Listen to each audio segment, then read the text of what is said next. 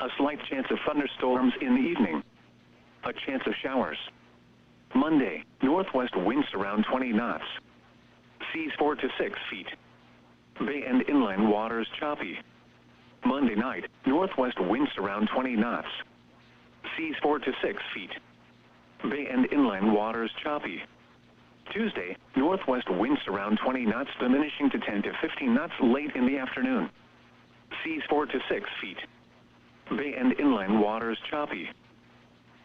The Tampa climate summary for yesterday, January 28, 2021.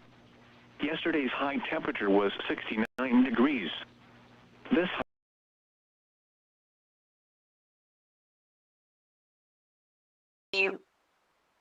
more aggressive in getting us to the earlier date of our permit, causing us to have to go to the alternative sources sooner.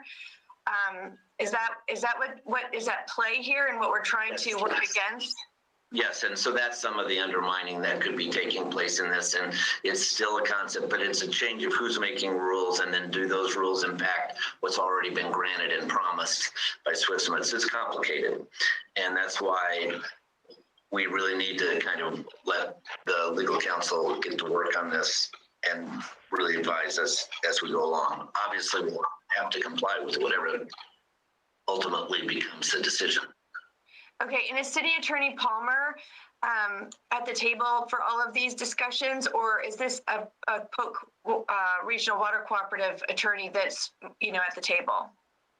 I'm involved, and we also have Segundo Fernandez involved, who is the city's longtime water expert. And what's going on, just real briefly, is the DEP is seeking to cap our as well as other Central Florida government's water permits at 2025 demand levels.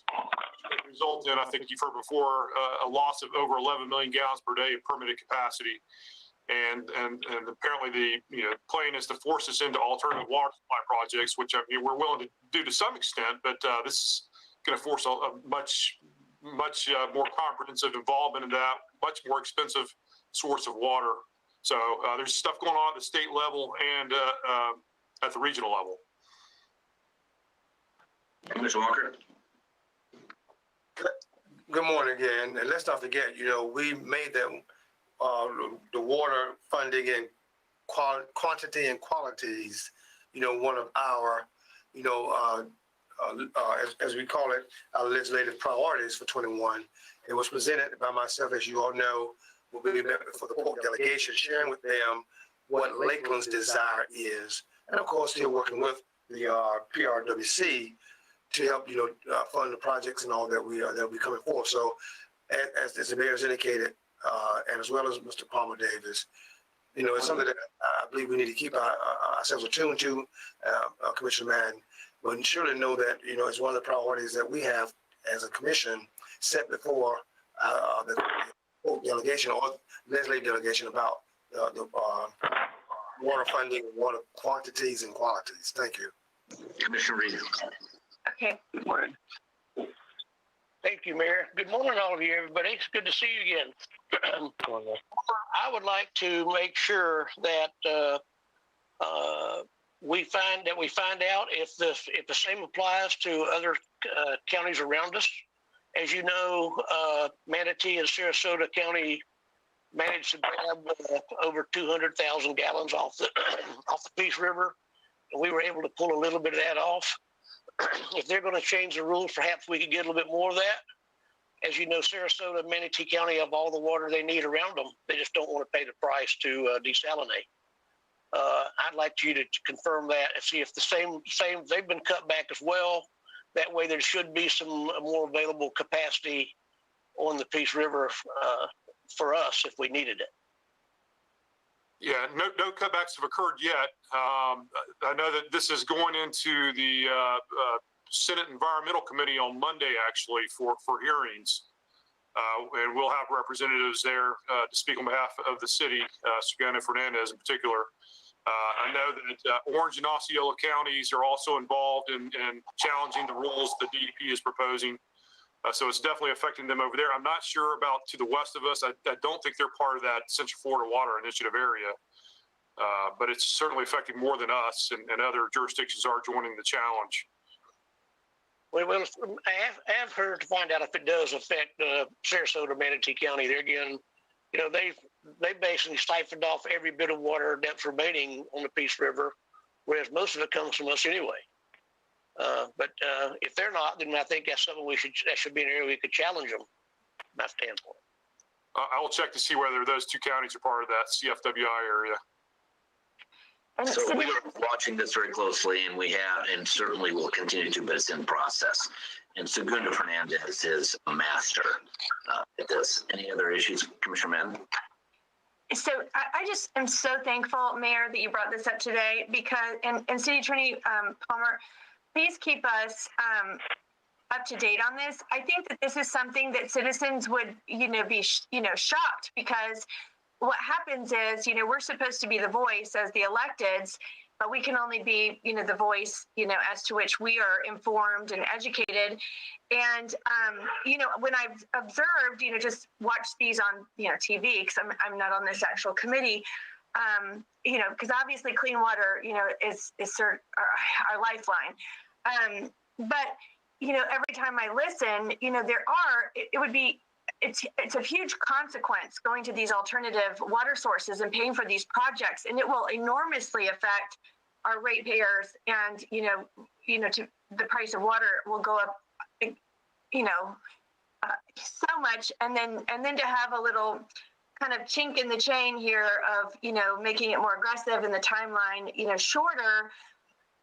To me, that heightens my alert to say, wow, I already knew that these alternative sources, even though we're collaborating, throughout the county, even though we're coming together as a team to pay for this together, and we're collectively advocating for, this the best we can, if the public doesn't know, what we're doing and how we're advocating and how our city attorney is, fighting for our clean water, and all of a sudden it's just 10 years from now, we're paying, enormous price for water. And they're like, what has happened to our government? Our local government has failed us.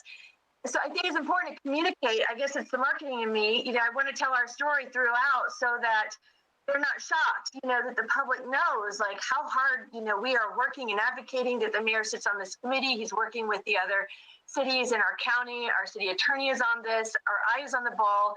There's only so much we can do. But if it got to a point where, it did become that we had to do extreme measures, which frankly, with even the change nationally, the directive and the fears of climate concerns, this might not just be water DEP is focusing on. It's our public power. It's our transportation methods, and, paying high prices in any one of these areas might not be terrible, but when we start to get mandates in every area to make some of these things happen, that will be untenable, for some of our citizens. So I just think it's important, that if City Attorney, if you could tell us how it goes on Monday, and Mayor, if you'll keep just, that in front of our eyes, because there's nothing, we can't live without clean water. And I just think that we take for granted, the price we pay for that and turning on that faucet. And I want our citizens to know, if this price goes up 10 years from now, it is not because we did not advocate and do our part. And if they need to add their advocacy to the state level,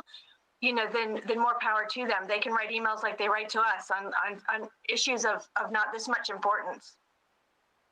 And we do have our audience involved as well in Tallahassee. The rule, they have not adopted the rule yet. That as a result of comments that we submitted, the DEP actually continued their rule adoption hearings. They've told us recently that they intend to go forward with it. The rule will have in excess of $1 million in economic impact on various different local governments.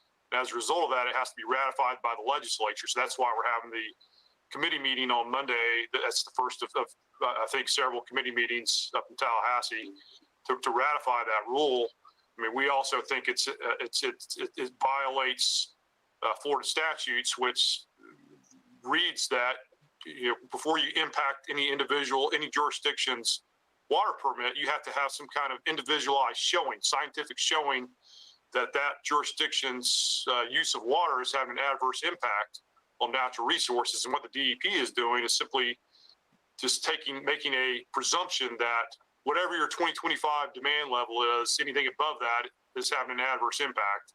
We think it has to be more of an individualized scientific showing versus just some kind of assumption that's, dreamed up at the administrative or legislative level. So we're definitely fighting it on multiple fronts. City Manager Strauss.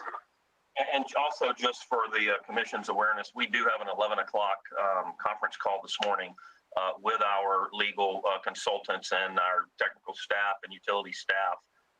So, we will have much more information following that meeting at 11 this morning. Great. Commissioner Reed.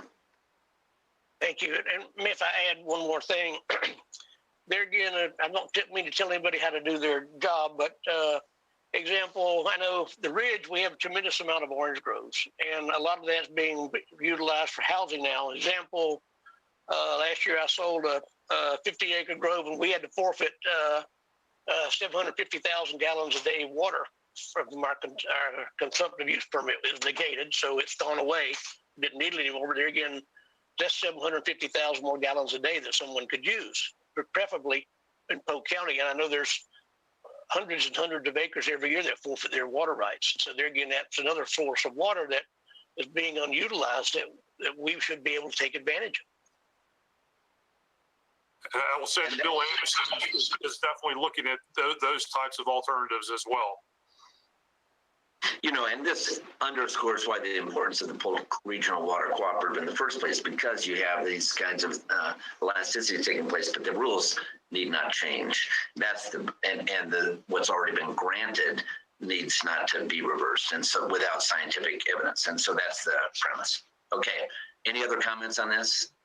I just wanted to make sure we were bringing up to speed the need, and thank you, Commissioner Madden, for asking that.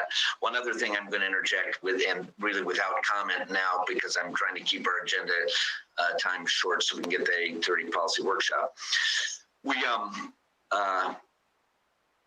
talked about in January of this year, we would consider the starting time of the commission meetings again, having had a chance to review the 3 o'clock effectiveness. We went through a COVID period, so it's kind of hard to always measure how many people might have come differently. But I would just ask you to think about, and maybe at another time we start to discuss whether or not a 9 o'clock restoration earlier is favorable to the 3 o'clock, or if we're glad we have a 3 o'clock commission meeting, just food for thought. And perhaps I shouldn't ask that on the heels of the Carolyn Lakes commission meeting, but it went a little late, and that's an example of if that meeting had started at 9, we would have been done probably at 4:30 or 5, even in something that extended. So just think about that as we go forward. I just want to make sure that at the beginning of the year we're reconsidering the start time for something that we wouldn't make a change probably for until March if we talked about it. City Attorney Davis, any comment on that at all? No, we'll just need to be aware that we do notice certain meetings in advance. So whatever change we make will probably need to be delayed a little bit so that we catch up with the various advance notices that we put out. Commissioner Walker. Mr. Mayor, that's confirmation, because as I was preparing to come this way this morning to be on our meetings here, I just say the Spirit of God in me, as I was sharing and praying, I thought, we need to get back to this subject about, meeting time. And so that's just confirmation for me to hear what you're saying. But I would like to see if anyone have any kind of data or statistics to show the attendance. What has our attendance even been or not been? So as we begin to have this kind of subject, be able to share on this subject, we'll be able to, have something relevant before us and say, okay, yeah, we tried, we did it for the purpose of getting people out to meetings in the afternoon, as it would be, but ups and downs, whatever. I'd like to see some kind of information about that, please. Commissioner Reed. Thank you. Philip, I would too, but unfortunately, I think with the COVID going on, and that's going to skew our numbers terribly, I think it's just going to come down to a preference from us. We might be able to see if there's been any response from the public, but again, because of what's going on, I don't think we're going to get any hard data that's going to justify one way or the other. Well, certainly. Let's just think about it, and we can talk about it at a later time. Let's go to the meeting agenda, and you can see we start with Oscar Torres coming with an IT-enabled Surf Lakeland grants presentation, and then we will have our beautification awards. We have two proclamations, Black History Month and Herb Dixon Day. And I appreciate Commissioner Selvage helping to get the Herb Dixon Day organized. We have the consent agenda. Mayor, Yes, sir. I know you're trying to rush through it, but may I make a comment, please? Of course you can, sir, and Commissioner Selvage as well. I didn't look up. I'm sorry. Thank you. For the Black History Month situation, I gave some information to Ms. Tracy, and hopefully she's passed along to you because of what we have dealt with this past year with COVID-19 and of course, the many challenges we have in our healthcare providers. I had asked, as I've done in the past years, got a couple of nurses to be here to receive our proclamation so we can honor our frontline workers for this particular month, this time as well, I should say, for Black History Month recognition. So hopefully you got that information. I'd like to share a couple of things, if I could, about the significance of these two people. If you allow me to, it's because it's your meeting. I'm here to make sure I get, when that time comes on Monday, okay? It would be our delight. Commissioner Selvage. Thank you, Mayor. Mr. Dixon is a ripe old young age of 101, and his daughter is bringing him up from Bartow to receive the proclamation and key to the city. This is tied to the third annual Black Heritage Month golf tournament to be held in Cleveland Heights on February 27th. Mr. Dixon plans to play, and he is quite the character. He recalls caddying at Cleveland Heights when he wasn't allowed to play, but he could play on Mondays, what was called Caddy Days. So he has fond memories of the Heights. So this is going to be special. The Central Florida Business Diversity Council is sponsoring the tournament. So I appreciate it, Mayor, bringing Mr. Dixon up here to get this award. That's all I have, sir. Thank you very much. I am grateful for the flaps you have both provided on both of those important considerations. That brings us to the consent agenda, and that not only includes our minutes, but item C2, 6C2. And so I think that is something that we'll want City Attorney Davis to cover. Good morning, everyone. I'll present this item. This is an agreement with Peninsular Exterminating, Inc. for pest control services. The city solicited bids and received 3 bid responses back. Peninsular was selected as the low bidder for 2 specific locations, which include City Hall and the Lakeland Police Department. Those prices are listed there. In addition to pest control and rodent maintenance services, there's additional services such as spider and flea treatment, not fun, but necessary to preserve the city's infrastructure, as well as being able to utilize this particular agreement for a number of other facilities as airport, the RP Funding Center, and other areas. The total, this would be a 3-year agreement. It would be effective upon approval by the City Commission. It also contains 2 additional 1-year renewal options upon mutual written agreement of the parties. Any renewal increases are capped at a max of 2% per year. The total estimated cost for all city facilities, not just the 2 locations identified, is approximately $150,000 per year. Any questions for Mr. Annie? Any problems leaving that on consent? All right, I don't see any, so we will leave that on the consent agenda. That one, then we go to our equalization hearing. I think Commissioner Reed has a question. Commissioner Reed, yes. Thank you. This is in reference to the equalization hearing. Had a call recently from a citizen. I think maybe some of our other commissioners have gotten a call as well. I guess we've had, in reference to code enforcement, we've had some people that get letters 15, 16 times. a year. However, I think they remedy the problem, but we're constantly having to refresh their memories. And I didn't know if there's, it's costing us time with inspections and re-inspections and stuff like that. Is there something we can do to handicap these people or show them some little penalization or something? I don't know what, but it's just a thought. Anyway, that's what I wanted to bring up. Just a couple of things on that. A number of years ago, because of that very concern, the city commission adopted what they call a nuisance fee. So if you're a multiple violator, you're charged an additional $150 on top of the city's cost of going out there and doing whatever they need to do to your property. So there is an additional component to the charge against you. And then secondly, as you see every year, we put these things on the tax roll. So we have a very high collection rate of the city's costs when we have to go out there and do that. So those are the two things that we've done to try to address that, but it's definitely a challenge. It's not something, I don't think they have to pay a fine. They get everything done, but it's just a constant having them to go out and let them know that it needs to be done. And they do it before the fee is charged to them. So we're not getting compensated for the extra work we're having to do for that with those individuals. But yeah, I think, but Jim or Brian can address that more. I could. Brian, any rundown on that? Good morning, Jim Daney with Code Enforcement.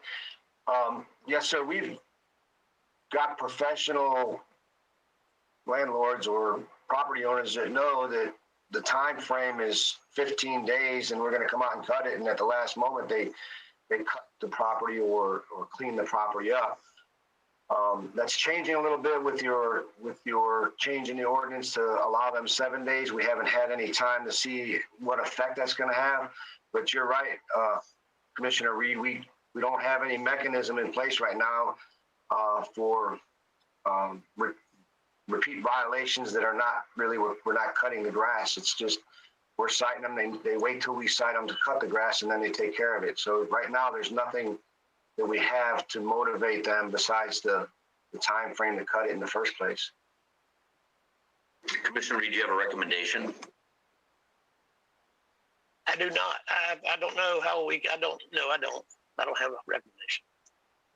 Okay, so something to think about, and if at some point in time that is something that you want to bring up, either Jim or Brian, let us know, and we could certainly consider that. Okay, going back to City Attorney Davis on equalization hearings. Just the same issues. Looking through that list, those are all very familiar names. So just what was said, we have a lot of repeat violators. All right, that then takes us to public hearings. Ordinances A1. A1 is the ordinance that will vacate the little strip of alley that's separating Gregory Fincelli's development property there on Massachusetts Avenue. So no issues with any of the utilities or anything like that. Any questions on that at all? All right, City Manager, 5A. Thank you, Mr. Mayor. Good morning, and good morning, Commissioners. I have two items for presentation on this agenda. The first item is regarding a recommendation for an award of a bid to DMAR General Contractors and for a contract amendment with Atkins North America for upgrading the ILS system at Lakeland Linder International Airport. The airport received a grant in 2019 from the Florida Department of Transportation to upgrade its existing instrument landing system, or ILS, to a Category 3 to be completed by November 1st, 2021.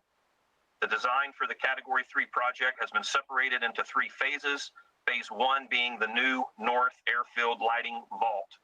The airport is ready to proceed with Phase 1, construction of the new North Airfield Lighting Vault.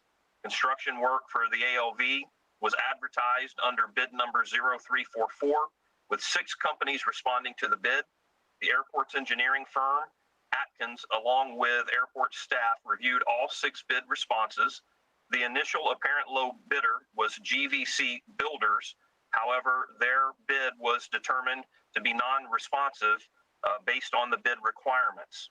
Based on this disqualification, the next lowest and most responsive bidder, with a bid of $1,163,558, was determined to be DMAR General Contractors. Additionally, Atkins North America out of Tampa will provide construction administration services for phase 1 of the project for a not to exceed amount of $99,740 under an amendment to their existing contract. It is recommended that the City Commission authorize the appropriate city officials to enter into a construction contract with DMAR General Contractors in the amount that was presented for the North Airfield Lighting Vault as detailed in the bid of number 0344, and also enter the amendment with Atkins North America in the amount presented for the construction administration on the project. Both contracts have been reviewed and approved by the Florida Department of Transportation, and no appropriations are required for this request. Any questions on this for Mr. Conrad or our city manager?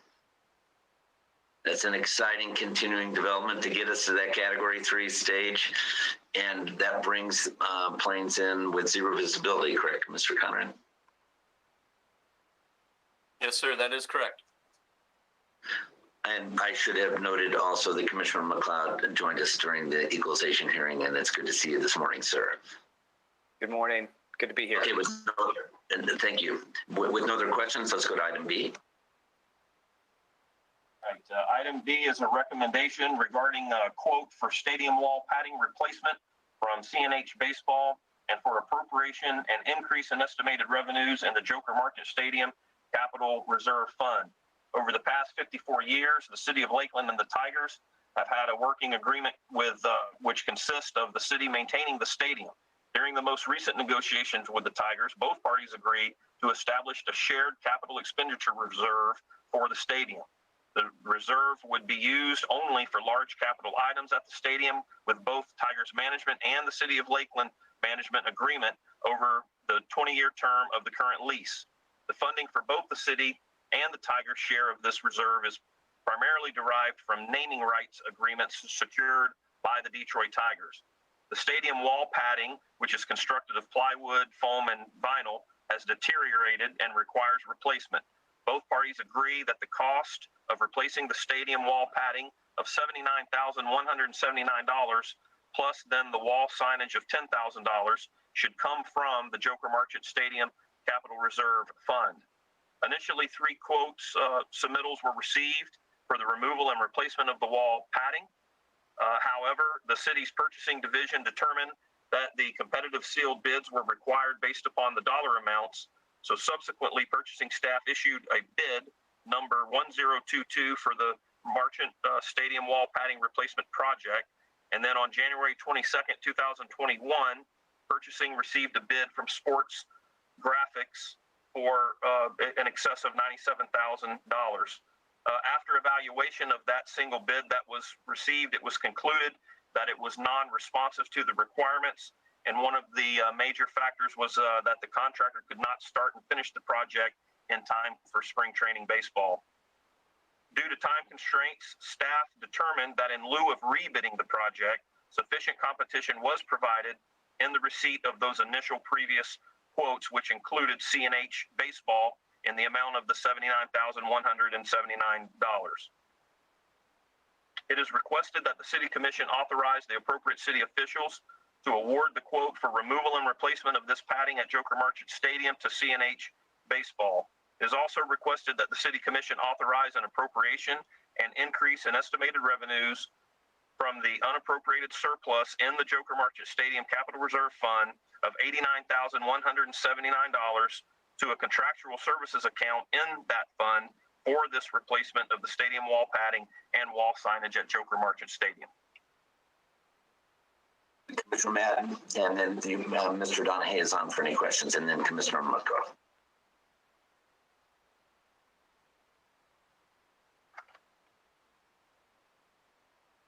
Thank you, Mayor. So I was wanting to know if you could explain, Sean, the Joker Marchant Stadium Capital Reserve Fund, and how this is, when we bond the stadium or when we paid for this, we have this reserve pot of money that's there for us to use, when these repairs are made, or is it something that is funded through spring training and that was affected during COVID? I'm just kind of curious where we are. I'm not abreast of how this all works, and with the last year, it's being so hit so hard in spring training and everything. I just wondered if you could give us a little more information on that.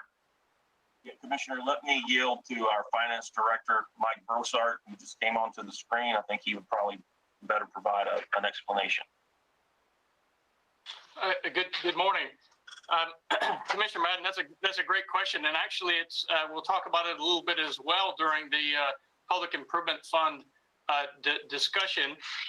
What was negotiated with the Tigers was that any naming rights that the city and the Tigers achieved together for the stadium would be shared 50-50 throughout the 20-year period of the revenues. At the same time, during the negotiations, one of the things that was agreed upon by both parties was that we really needed to have some sort of capital reserve out there. It's a long contract, and there may be unusual items that may pop up that are out of the norm for maintenance. And a great example is, electronic signage on the board out by the road, or in this case, the wall pads, or larger items such as stadium seats. So what was agreed upon was that both the city and the Tigers would set aside $1.5 million over the 20-year period in a separate reserve fund that the city manages. The interest earnings remain in there, and it just accumulates. Both parties have to agree to expenditures on those, and then they're vetted just as we are now, where it comes through to the commission. None of the monies can be appropriated unless you, the commission, approve of it. What's great is that with the naming rights contracts that the Tigers and the city have on the stadium, all but about $290,000 of the city's share and of the Tigers' share will have been accumulated through those naming rights revenues. So in the Public Improvement Fund, forgive me, I think it's 2025, we actually have $290,320 sitting out there as our last piece of what makes up that $1.5 million. That's and if there are other naming rights that come about during the life of the contract, those too would come in and likely be set aside to offset those costs. Does that hit it? That's fantastic. So it really doesn't have anything to do with our annual revenues. No, ma'am. Stadium. Okay. No, ma'am. Thank you. Set aside. Commissioner McCarley. I just have a quick question. Sean or Mr. Donahue, may I please have a copy of the contract, the most current contract that we did with the Tigers, just to sort of go through it? Like by, mid next week. Yes, Commissioner, we'll get you a copy of that contract. Thank you. Any other commissioners want to take a look at that since they're grabbing a copy? Anyway, raise your hand if you do. So I see all but Commissioner Walker wanting a copy. Okay, thank you. I give Commissioner Walker a copy anyway. All right, any other comments? We'll get it out to the full commission, Mayor. And then that completes the two items that I have for presentation. Just very quickly, for the benefit of the City Commission, just also want to announce that a name and face that we all know and love, LaShonda Luster, is her last day in the City Manager's office is today.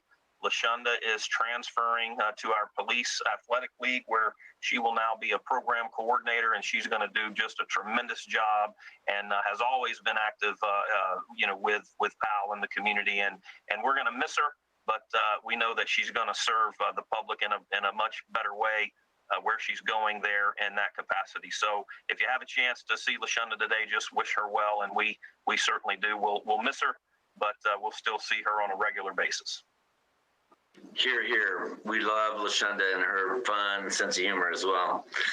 All right, that brings us back to City Attorney 6A or 6B1. 6B1 is simply the follow-up resolution on the equalization role.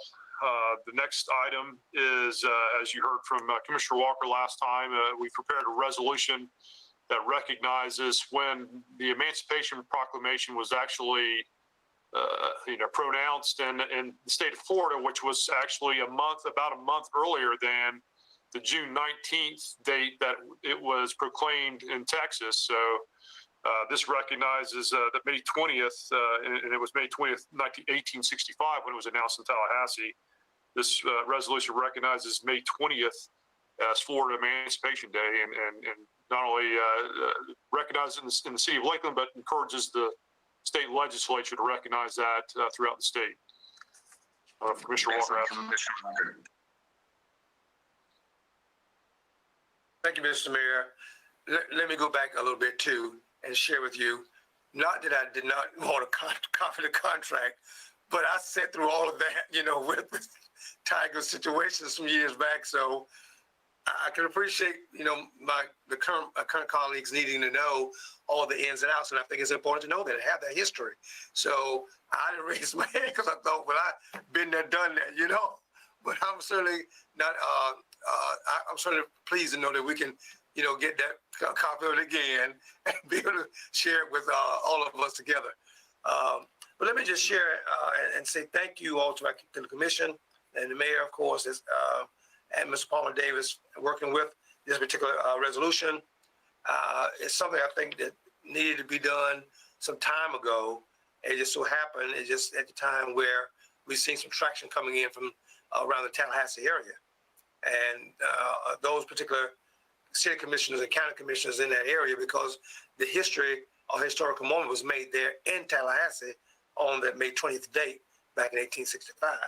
So that's where it all kind of got its root from.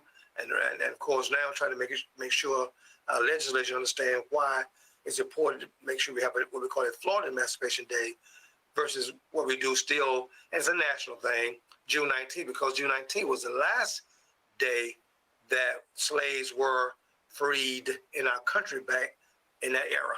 So thank you again, and I'm glad we're going to have a resolution for that.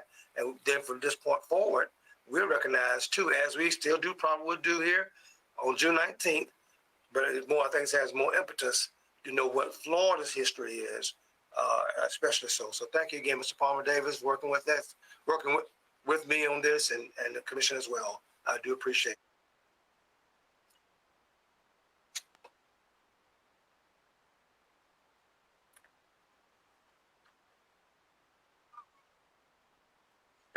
Can you hear me, Mayor? Hello, I am not hearing anything, I don't think. Can you all hear me? Yes, I think the mayor is on mute, maybe. Oh, okay. I can hear you, Don.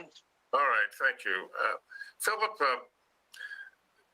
by recognizing this date,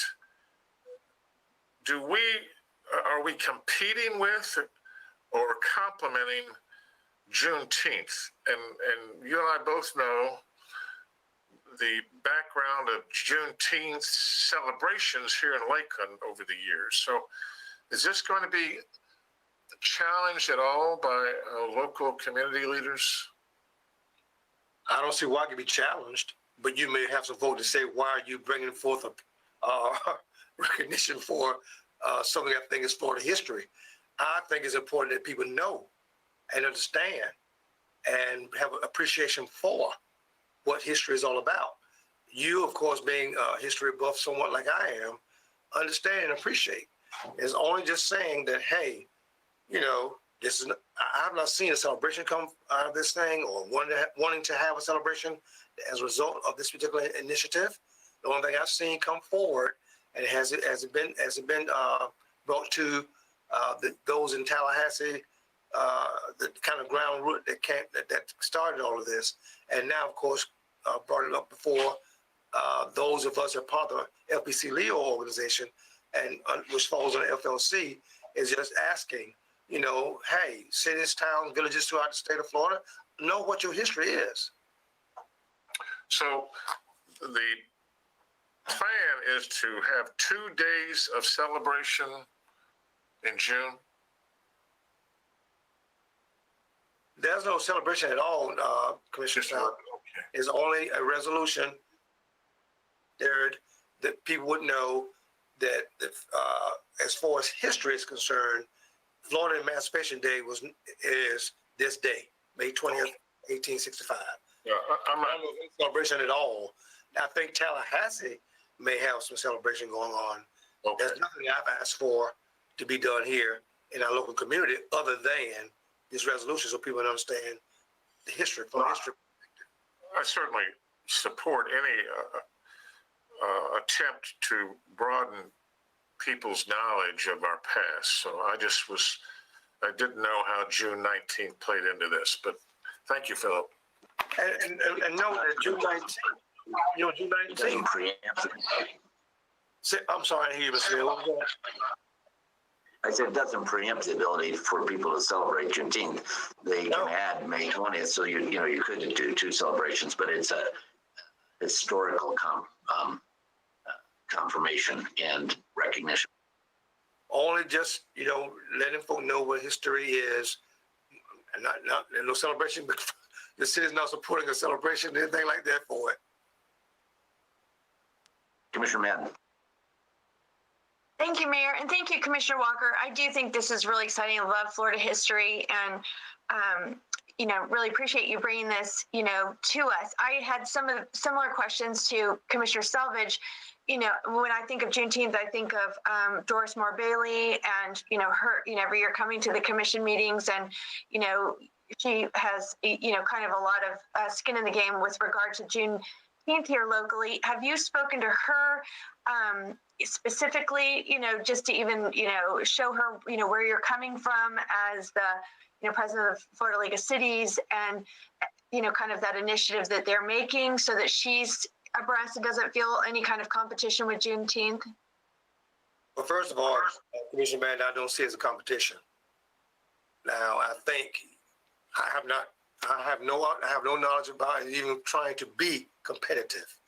I just want to think it's important to know your history, and I have not spoken to her, and I don't want to go into a lot of situations because I don't want to bring up some old stuff, and I'm trying to leave it alone, if you will permit me to. But no, I have not spoken to her at all. Commissioner. Thank you, Mayor. Thank you, Commissioner Walker, for bringing this forward. I think it's great. I would guess there are a lot of Floridians who are unaware of that, and so the opportunity to bring that awareness, I think, is fantastic. Do we have a sense if the Florida legislature is likely to recognize the date as well? Have you heard anything on that? I am aware, Commissioner McLeod, there's a bill that's moving forward through the legislature to recognize the day as what it should be. But in addition to, I think, recognizing the date, they're asking, I think in this bill is moving forward, about a celebration of some type. I'm not part of that. I'm not privy to all of that, other than I'm just sharing with you right now. Thank you. I know with your VP role with Florida League of Cities, sometimes you're in the know of what's happening at the legislature. So just was curious, but it's great work. And again, I think if we look at it as being what it is, it's just sharing with, as you just indicated, Commissioner McLeod and Commissioner Salvages and Commissioner Madden, it's just sharing with folks what history is and should know it, and not to make it competitive at all. Now, I can't speak about anything else. I can only just share with you what was asked, and I brought it to you all because many of your cities, towns, and villages throughout the state are going to have ask for a resolution to be done in the cities and towns and villages, of course, to recognize May 20th as a date for Florida because it's history.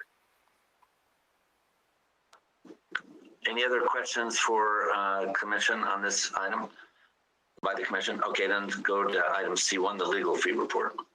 Okay, just going back to what we were discussing about the water issues, the line item, Ortel, Fernandez, Bryant, and Atkinson is the fee that we're paying for this quarter to fight this. So if that's any indication of how hard we're fighting, we are spending a lot of money on this. Other than that, there is a lot of federal litigation going on. We have a number of civil rights lawsuits that we're defending right now. So those are comprises the majority of that report. Any questions on the report? All right, item C3. C3. Ramona has worked closely with the RP Funding Center on a new concessionaire agreement with a new concessionaire, so I'll let her address that. Yeah, this is the long-awaited concessions agreement with RP Funding Center. If you recall, in February of 2020, the city issued request for proposal, but then due to the pandemic, a decision was made by staff to postpone award of that contract or selection of the vendor, and then the existing contract that we had with Spectra was thereby extended, which has now subsequently expired, and we are here today to present the approval for the agreement with Levy, Premium Food Services Limited Partnership. Levy was one of two responses received. The other proposal received was from Second Plate Catering from Plant City, but upon evaluation by staff, Levy was selected as the preferred vendor based on their experience in the industry and their significant presence in the concession services market with regard to convention centers, sporting arenas, and entertainment facilities. And locally, the Amway Center and Tropicana Field, they have a presence there as well. I think the best way to tackle this one is I'm going to hit some highlights of the contract, and then maybe Tony can chime in with regard to the specifics on the business deal if you have any questions with regard to that. This is a 5-year term. It contains one additional 5-year renewal term upon mutual written agreement of the parties. And most importantly, I think in this is that the city has a termination right, not only in the event of default from Levy, but as well as in the event that the city commission ever decides not to appropriate funds for the RP Funding Center or decides to close or sell the facility for any reason, we would have the ability to terminate that agreement. One of the components of this agreement as well is that Levy is going to be required to invest up to $150,000 in the initial 5-year term. That would be for equipping the facility, design, construction, furnishing, any of those types of capital improvement investments that need to be made. In accordance with the agreement, they would be required to submit a plan within 30 days of executing the agreement that the RP Funding Center would have the right to approve any of those changes. And obviously, in the event of termination, all of those improvements would stay with the property. In consideration for the grant of the exclusive food and beverage rights and privileges, Levy's going to pay a percentage of the gross receipts, which are the commissions. You'll see in the agenda memo, those are listed out and divided up with regard to the source, the amount of the gross receipts, and then the commission rate that would be paid to the city for those. In addition, the agreement contains an interim financial structure to ensure Levy's profitability. And I'm going to let Tony explain a little bit more, get into a little bit more detail of that. That kind of takes that schedule that you see, the commission rate schedule, out of the contract for basically the first year of the contract.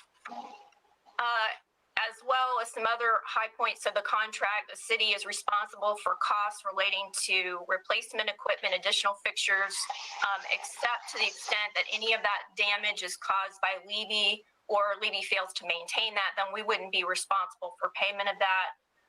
The city will be paying for all utilities with the exception of Levy's telephone usage and long distance charges. Those will remain Levy's responsibility. We also have in the contract that Levy is required to indemnify the city and hold the city harmless for any claims, losses, or liability related to injury, business interruption, destruction of property to the extent caused by their negligence or willful misconduct. And I think I may hand this, the next part over to Tony just to hit the high points of the commissions and the interim financial structure. Yeah, thank you very much for the opportunity. We're very excited for this long-awaited contract to come through. Essentially, the COVID situation is obviously something that's taken into account. We all want to be profitable. But as it relates to this contract, we're looking at every 3-month period, so virtually every quarter, reviewing revenues. If we hit 85% of what we did in 2019 comparison, then we revert right to the proposed contract rates. Also, on a monthly basis, they're just looking to make, on a yearly basis, they're looking to accomplish $75,000, but it comes out to about $6,200 a month.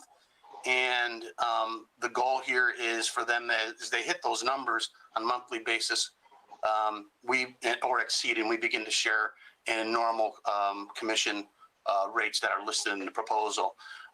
So obviously our goal is to be as successful as we can with them. That 85% capacity per quarter is really the key. And we feel like those numbers are something that we're going to strive for. So if you hopefully paid a little bit of attention, there are things going on here. We're real excited. We just hosted the high school cheerleading championships. We have a bare knuckle boxing event coming up in about a week. Many meetings, small meetings, city meetings. So we're getting to that point where we're starting to see things hit. And I think with the numbers going and where they're at, I'm confident that this contract is going to be fruitful for both of us. So that's my goal. And I'd be happy to take any questions if you have any. Commissioner Walker? Mr. Mayor? Thank you. Tony, excuse me, Mr. Camarello, I'm going back historically now. Because we had such a challenge with Aramark, I'm going back those years, that's before your time, we, of course, had a lot of uproar in the community about the service Aramark provided. It was not quality service. There was some change. There was a very, the atmosphere was not good. And of course, Aramark then left. We went from Aramark to Spectra, and of course, it was like a day and night change. And of course, seeing what Spectra provided, was very welcoming, I thought, for our community, and went very well. My question now is, now we know how Spectra, we're going, if this get passed, we'll go to Levy. How would you compare that being even better, or would you say even we will see even more of a class act with Levy versus even Spectra? Because I think Spectra brought such a good kind of a welcoming change from what we were dealing with Aramark. Commissioner, the good question. We obviously had a really good run with Spectra. We're very happy. The service is good. So, I walked into a wonderful situation. I think we improved in the last 5.5 years since I've been here, and continue to have a really good record on food service. I think a lot of you have been here at our events and have seen that. I do feel like Levy is a wonderful company. They're a national company. I've been in the convention business for a long time, and they're in many facilities and are very well received. So I don't see any issue with quality. As a matter of fact, I'm confident with our relationship that we started with them, that and the attention that they've given us already, that we're going to have a better quality service moving forward. That's our goal. Well, of course, to see who they are contracted with now, some of your larger venues than even we have, than we are, speaks, I think, give me some assurance that we, dealing with a better and a larger operation, and hopefully the quality will be just as well. So thank you again.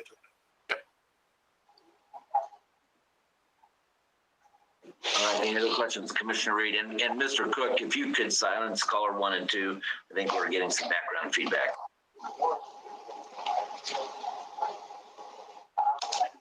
My turn, Bill. Thank you. Again, I agree with Philip there. Again, I thought Spectrum did a great job. I hope Levy does a good job as well. I think the participation clause looks attainable, and it looks like it's more than a fair deal from the city in my perspective. The only question I did have, and I think Ramona alluded to it, but I wasn't quite sure, in reference to our hold harmless and liability, is there a threshold number, or is it just total liability? It's not a threshold number. Okay. They would be completely responsible for any gross negligence or willful misconduct they are attributed to. So there's no threshold number for that. Thank you. Mm-hmm. Commissioner McCartney? Okay, any other comments? All right, next. Thank you. Thank you for getting that done. I really actually, Mr. Camarillo, if you come back, I actually have one question myself that I wanted to ask. Is there a shortfall between this contract and the Spectrum contract that you wish were missed? Is something that's missed? No, not really. The percentage on commissions is pretty much right on par, which was important to us, obviously. So we're excited for that. When we get an infusement of dollars, where they're going to make improvements is certainly something that's industry standard, but it's always important that that's part of the contract. But I'm really excited. I'm more really excited about partnership with some really good people from Amway and also from in Tampa area. So we're going to have some good quality people involved, and they're gearing up. And this has been a long time coming. So I'm really excited, amongst everything else with the pandemic going on, to get this done and to get it done the way we did. And I gotta give Ramona props. She really pushed it over the edge for us, and up until like yesterday, the day before. So she's been a rock star. So thank you, Ramona. And Paul. Yes, thank you very much. Appreciate that. She is, and that's why she's taking item 8C1. Happy to do it. This is in continuation of the decommissioning services for Unit 3. This is a task authorization with Black & Veatch. This is a two-phase planning, but first phase planning for permanent shutdown of the unit, and the second phase is planning for the demolition of the facilities. An RFQ was issued in January, and this is also pursuant to the CCNA. So the various engineering firms that were solicited provided proposals. Upon evaluation by staff, Black & Veatch was selected to provide the services. They will, the total cost is $150,000. This will be done in accordance with the continuing services contract that we already had, that we went through the CCNA process back in September of 2017. So what you have here is a task authorization authorizing Black & Veatch to perform those services. And I know Ron Freeman is on, so he can answer some questions as well. Commissioner Selleck. Thank you, Mayor. Last couple of weeks, people have come to the microphone at city commission meetings and made some pretty serious allegations, in particular against our city manager and utility general manager. And we're all used to hearing people say some things that they don't produce evidence for.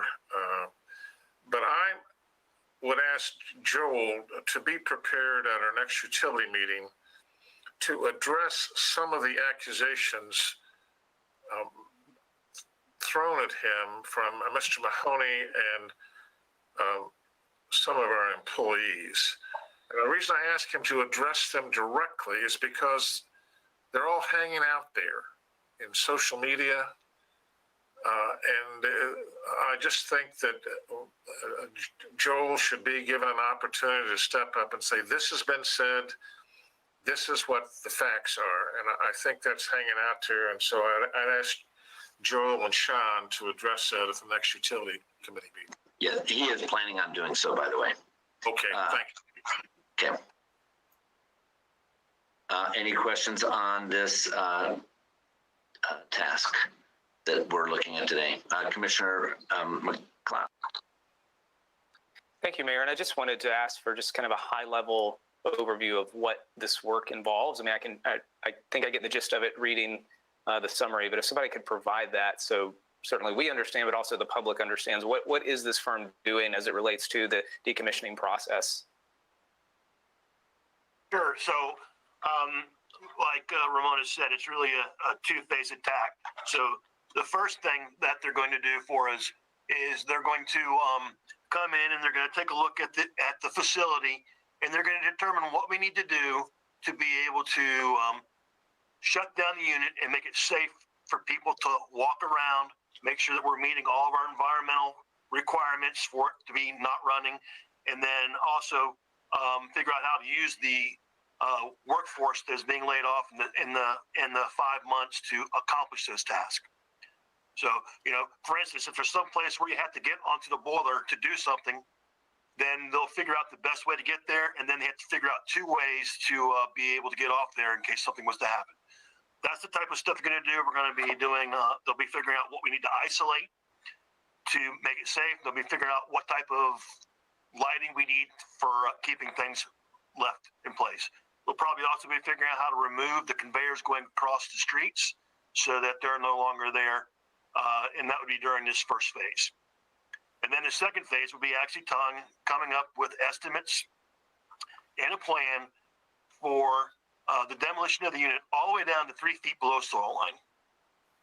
So that'd be removing any foundations and filling in any sumps and et cetera. Thank you, Ron. So this is a very important scope of work, and they're an important partner in this, it sounds like. It is a very important part of what we need to do, especially making sure that we cover any possible environmental issues if we let it sit in place for a while. We'll have a comment also from Cynthia Clemens on the note there, but it's actually our general manager, Joel Ivey. I've got to change my login name. I appreciate the comments from Commissioner Selvage. There were a lot of allegations and remarks made. And let's just stay focused on this one particular issue for now, if we don't mind. And I'll try to address some other things on Monday. But the decommissioning costs that are related to the shutdown of Unit 3, ultimately, they're going to exist whether we shut it down today or 5 years from now or whatever. So it's absolutely irrelevant when it comes to whether or not we shut the generator down. It's a whole separate conversation. The paper and report that was sent to the City Commission and finally made its way to me, first time I had seen it anyway, but that report was pretty instructive, actually. And so we were seeing, we have a dry ash landfill and not a wet ash impoundment, and the wet ash tends to be quite a bit more risky than what it is that we're dealing with. We don't know what the costs are going to be to finally remediate it. And the fact of the matter is, we're still talking about whether or not we can continue to harvest off of that landfill for a period of time so that there's a continuing commercial interest, that it's not exactly completely shut down. So we're going through all these kinds of conversations. We don't know what the actual costs are going to be.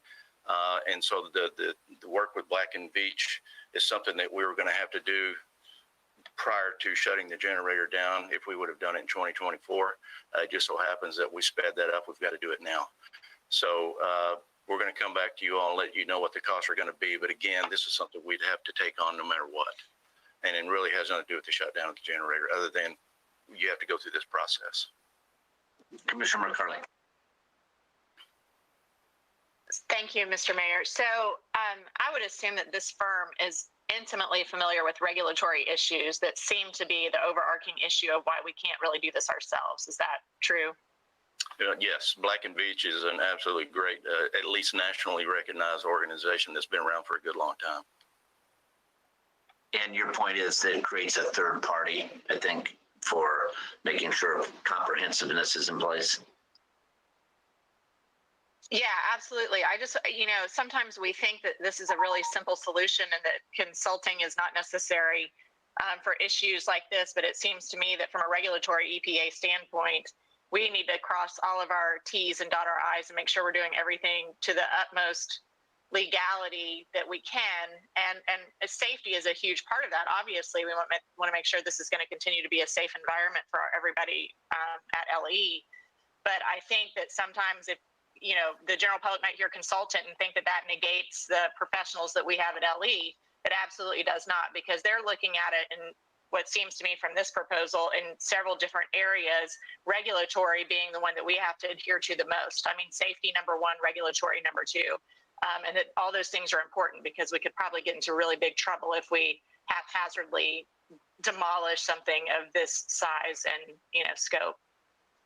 To your point, and that's very well stated, thank you. To your point, it wouldn't behoove us to maintain that skill set on staff when we have to use it once every 30 some odd years, right? So it's not necessarily something that we would need to worry about to have on staff. So thank you for saying it that way. You're exactly right.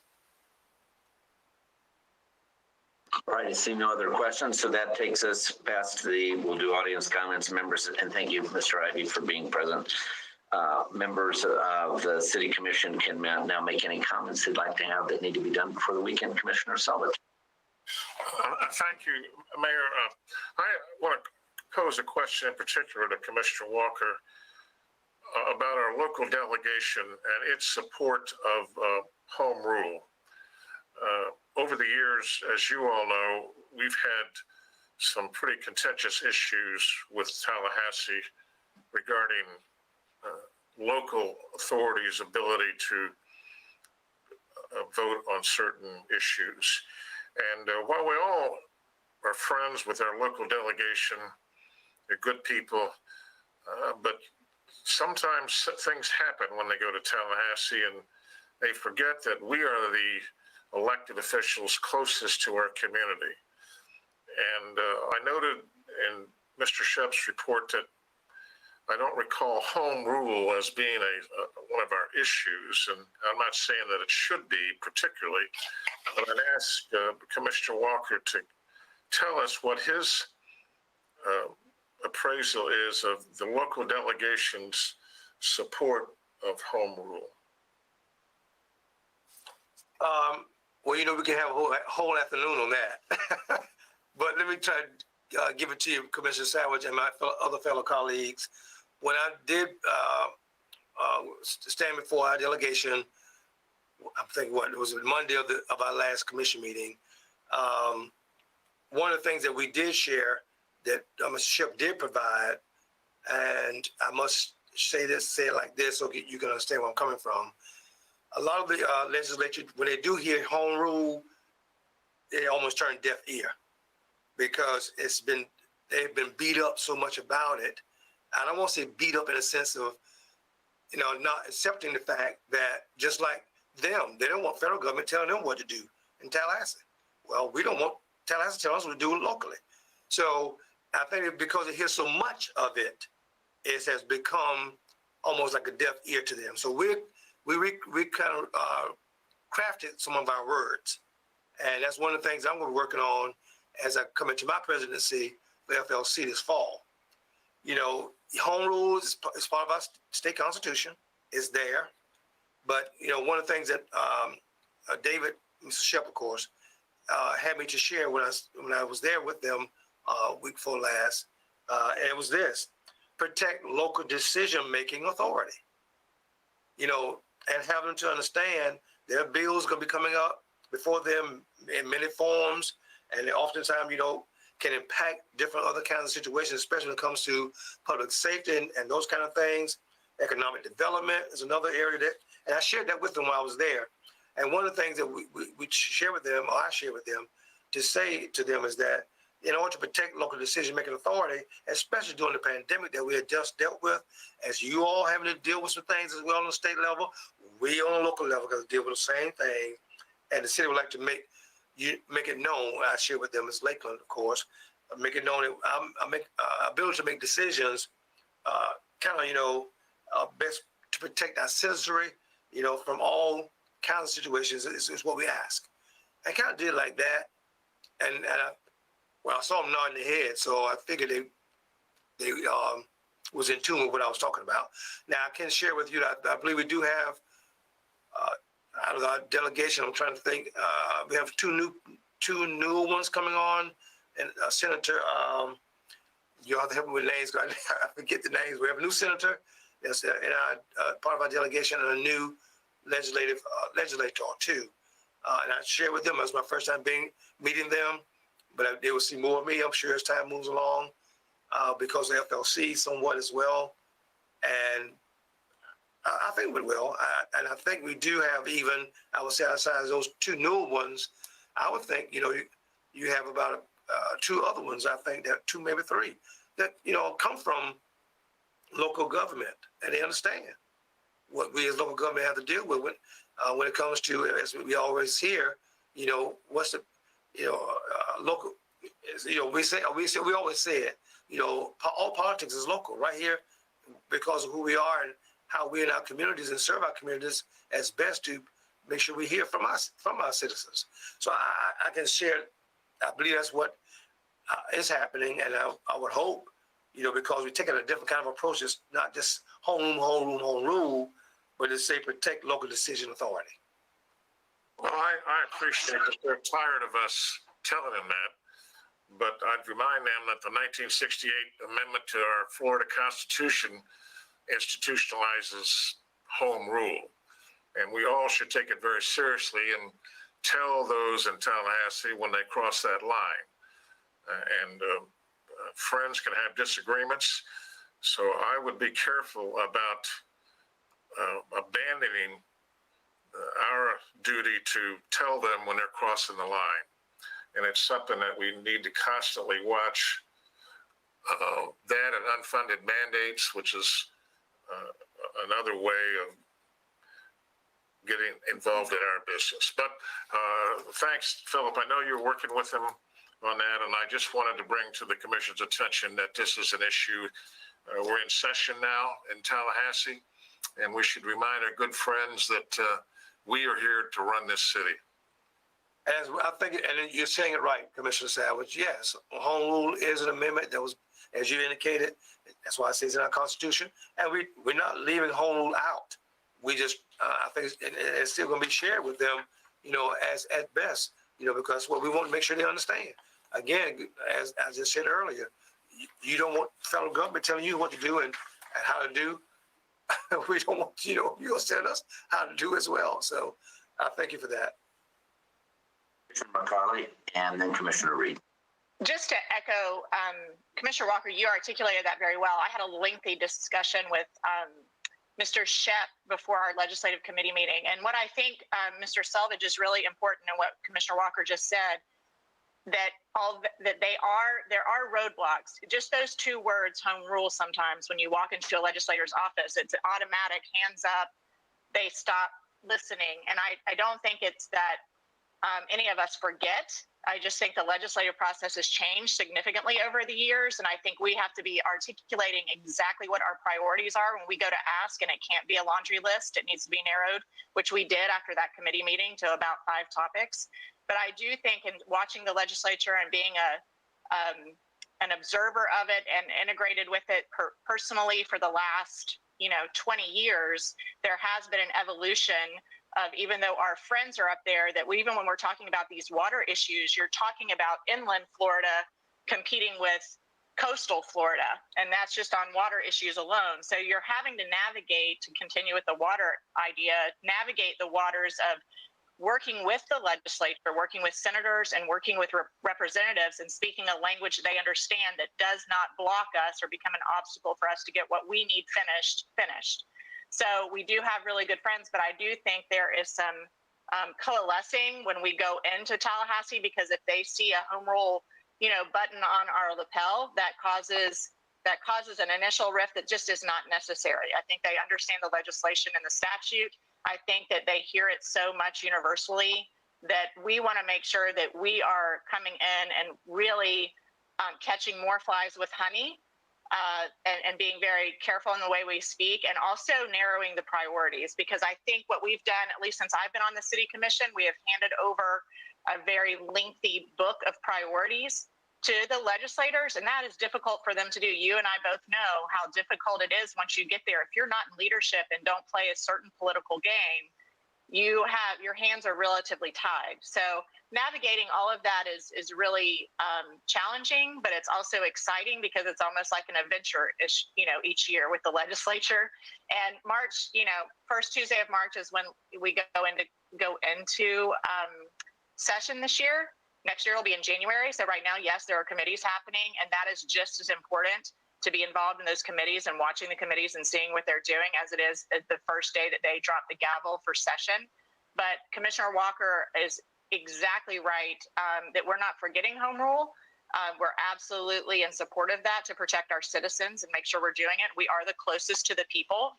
As I tell people all the time, just like you all, I see our constituents at the grocery store and at church and at school car line and all these different places. And sometimes when you serve in Tallahassee or Washington, D.C., you don't cross paths with your constituency as much, which I prefer local government. I think we do a yeoman's job of helping our citizenry. So just to echo that, but also to sort of give you, from the last, just my couple years here on the commission and watching even body interpersonal communication when you say those words, that's something that I think we need to tread on very, very lightly and remind them, but very lovingly and kindly remind them, of where we are.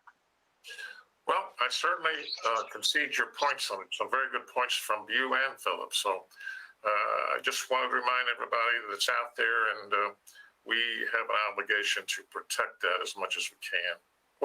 And certainly diplomacy usually works better than a frontal assault. I agree. Thank you. And they're going to kind of probably raise my hand a little prematurely. In the last comment, Don did address the issue I was going to bring up is unfunded mandates, and that's just the way of passing the buck. But he addressed that, and he covered it, so I raised my hand earlier before he had, so I apologize for that. Not a problem whatsoever. All right. Any other mayor or any other comments from any commissioners? Commissioner.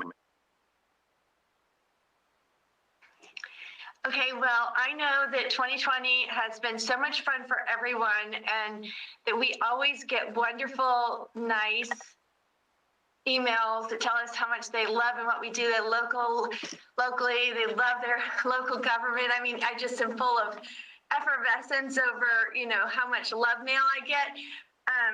I'm being sarcastic, but I did hear from friends Friday night. I think it was Friday night, or my days blend together. They called and said, "Oh my gosh, there is a helicopter that says like Joel Ivy is the devil or something, and it's like flying overhead." And it's like, oh my gosh, I guess we signed up for that, right? Because all politicians are hated, but our leader at the helm over there at Lakeland Electric has taken, probably the most heat over this decision to decommission our coal unit. And I think that any of us who have been paying attention know that the writing has been on the wall, that this is a universally agreed upon decision, globally, and probably be expedited for a lot of folks in this industry around the world that are leaving stranded assets and employees at a much more devastating effect in other places. We happen to be, at a different point in our life cycle, so we're not leaving as many stranded assets, and we're trying, desperately to work with our HR department and be as considerate as possible, to those employees affected, knowing that that's always terrible, especially, with so many people losing their jobs and unemployment being so high this last year with COVID. None of those things are fun. But Monday, at our utility committee meeting, we can pivot towards the bright future. And I'm so excited that Scott Bishop is going to give us some highlights of what is ahead in emerging technology.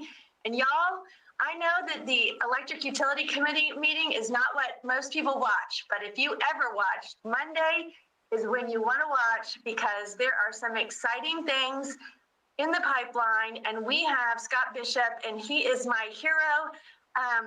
City of Lakeland has so many heroes. It would take every minute of every day to celebrate all of our employees and staff who do such a great job. But I'm going to celebrate Scott Bishop and give him kudos. I'm sure over the weekend he's going to be working on his presentation, and I can't wait. I'm so excited. Can you tell? Can you tell? I'm so excited about the emerging tech. Woo! That we're going to talk about on Monday. So after all of this terrible 2020 meetings and duress that our citizens and our staff and our commission has faced, there is a bright light ahead, and it will get a little taste of it on Monday at the Utility Committee. So everybody watch. Be excited. That is so compelling, you almost want to buy tickets. So are there any other comments that any commissioners have with respect to before the weekend, Commissioner Reed?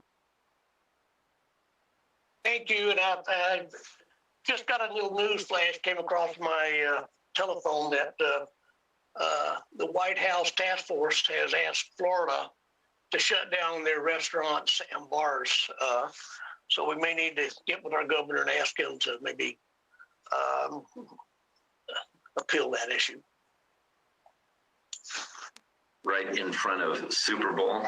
Fascinating. Okay. Any other comments from commissioners? All right, let's take a break. It's 9:21. Let's come back at 9:26, and we'll start so that we can stay on track. Thank you. And Commissioner McCarley, it'll be primarily led by Mr. Brossart.